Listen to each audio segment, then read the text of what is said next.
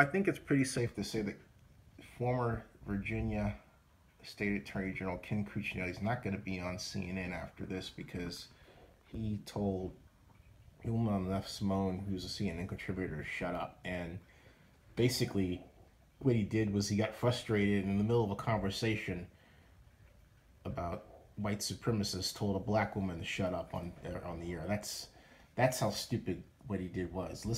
Take a listen to this, folks, because it's an example of him not only not listening, but not correcting himself mid-talk. Listen.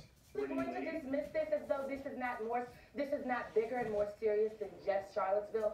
Charlottesville is an egregious symptom of what is wrong with parts of all over America. I'm not jumping to conclusions, sir. I'm being factual, and you are dismissing it. And perhaps if you would actually speak to the heart of these things, we could. Ken, hold on a second. Symone, let's get a point of clarification. Ken, what are you disagreeing with exactly? Symone's argument is basically that you know what white supremacists are about. You know what Robert E. Lee evokes.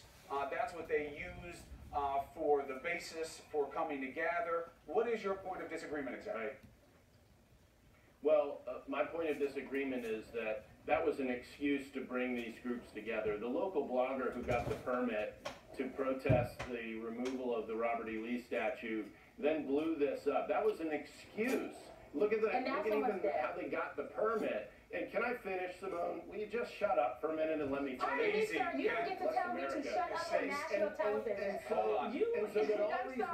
Under no circumstances do you get to speak to me in that matter.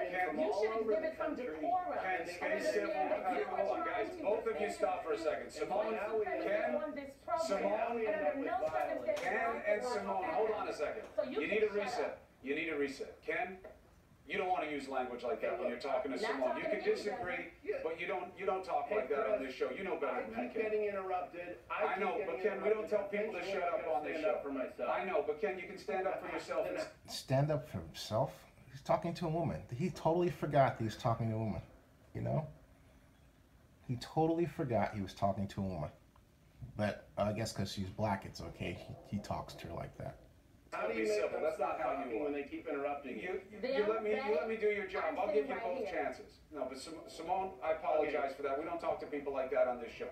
And Ken, I know you don't talk to people like that. And I know you don't mean to insult somebody like that on this show. Would you like to say that for yourself? Of course not, but I can't just be walked over for over and over. Oh, see, he still doesn't get it. He just doubles down. He's always right. Legend in his own mind. Can't even stop and say, hey, I'm sorry.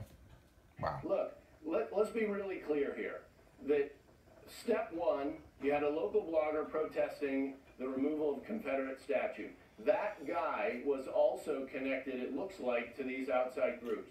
That permit was an excuse to bring these people in. And they came in from all over the country. As the arrests show, they were arrested mostly outside. There was only one Virginian I know of arrested.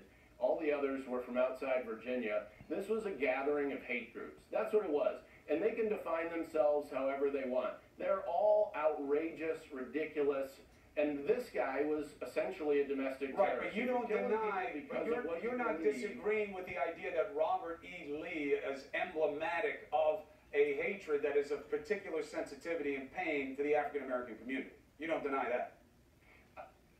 Of course I don't deny that. Because that's what started the confusion. That's all. That's what started the confusion, and it needed a point of clarification. Where I start to have a problem, Chris, is that when you want to go ahead and say someone like Steve Bannon buys in completely to all of this, and that's the advice President Trump is getting, that just goes way, way too far. Actually, it doesn't, but wow. He didn't even bother to apologize to her at all. I mean, did you stop it? Huh? Yeah, I did. Yeah. Okay. So anyway, because I'm about to end this video, but anyway, he never bothered to apologize to her, at least through this segment. So maybe he did later. Did he? Let's see. Sorry.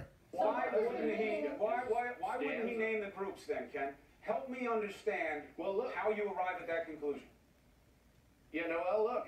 This president defies understanding on my part. So I fully expect, let me lay out my expectations for a president. I expect this week, as we've now gotten out of a weekend and into the week, I expect to see him making stronger statements like the vice president did. I expect to see that. I expect to see that progression, especially as they learn more facts from the ground, as we did around midnight. But you don't need to know any more about this. You know about the driver. Yeah, but Ken, I got to tell you, the analogy to what Hey, Chris, the previous president could he did. have said more? Of course he could. Well, I mean, but that's the point. I mean, it took me 11 minutes to get to that point. Equate them, Chris. The point wasn't to equate them, Chris. It was to point out the escalation in the language a president uses when you've got a tragedy. Anyway, I'm going to pause this just to stop the video, but this encapsulates the overall problem. It's like you have folks like him, Ken, who will not only not listen, but, and this has gone on for the past week with this and with the Google engineer, they want their point of view. They won't even give a woman her respect, let alone a person, and tells them to shut up on the air and then doesn't apologize for it. That is why we have a problem in this country. At least that's one microcosm of the problem.